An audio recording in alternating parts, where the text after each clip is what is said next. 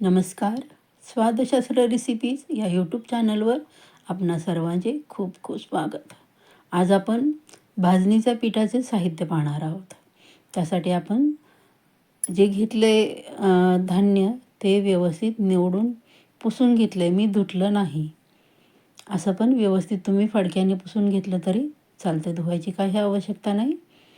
1 kilo तांदूळ घेतलेत, अर्धा किलो हरभऱ्याची डाळ घेतली, 1 वाटी पोहे, 1 वाटी साबुदाणा, 1 वाटी उडीद डाळ, 1 वाटी मूग डाळ, अर्धी वाटी धणे घेतलेत, 2 चमचे जिरे, 1 चमचा ओवा.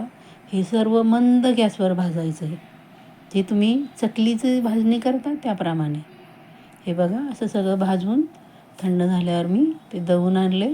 आपण जसं डाळीचं पीठ दळून आणतो त्याप्रमाणे दळून आणायचं आहे. बघा मैत्रिणींनो, अशा प्रकारे तुम्ही भाजणीचं पीठ एकदम 2 किलो ह्याचं सगळं होतं करू शकता. धन्यवाद.